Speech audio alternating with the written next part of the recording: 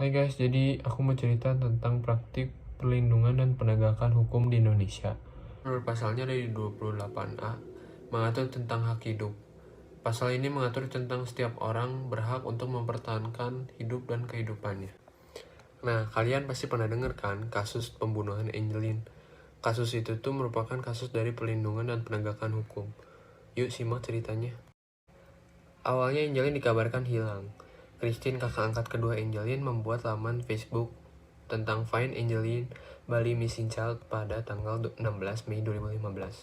Sementara cici pertamanya, Yvonne, membuat selebaran mengenai hilangnya Angelin. Akhirnya kakak pertamanya tuh melapor ke polisi. Hilangnya Angelin juga dibantu oleh Pusat Pelayanan Terpadu Pemberdayaan Perempuan dan Anak atau P2TP2A Denpasar. Mereka menduga bahwa hilangnya Angelin bukan karena diculik atau melarikan diri, tapi justru dibunuh. Pendamping hukum P2TP2A, Siti Sapura, tanpa mencurigai siapapun termasuk ibu angkatnya, karena ketika KPAI menyatakan akan mengambil ahli hak asuh Margaret atas Angelin, Margaret menangis histeris. Dia mengaku tidak terima, bahkan mengancam akan membunuh siapapun yang akan mengambil anaknya itu, karena dia sangat menyayangi Angelin dan Angelin pun menyayanginya. Polisi melakukan pemeriksaan terhadap Margaret yang tidak kooperatif karena polisi menemukan ada ruang di rumah Margaret yang tidak boleh dimasuki oleh orang lain kecuali orang terdekatnya dia. Ditambah lagi karena mantan pembantu Margaret yaitu Agus Taihambamai pernah mengatakan bahwa satu hari sebelum dilaporkan hilang, hidung Angelin berdarah karena dipukul oleh ibunya. Pencarian Angelin terhenti setelah ia ditemukan dalam keadaan tewas terkubur di halaman belakang rumahnya pada hari Rabu 10 Juni 2015.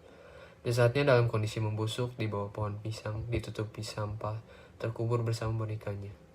Margaret Christine McGowan dijatuhi hukuman seumur hidup di persidangan Senin 29 Februari 2016.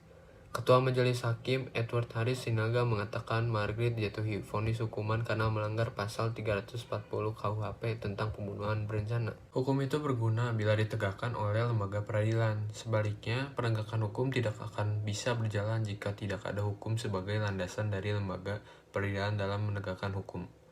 Nah, tugas warga negara kita tuh adalah menampilkan sikap positif terhadap proses perlindungan dan penegakan hukum di Indonesia. Menurut saya dari kasus ini, Ibu Margaret sebagai warga negara belum bisa dikatakan sebagai warga negara yang patuh akan HAM karena dia masih melanggar HAM tersebut.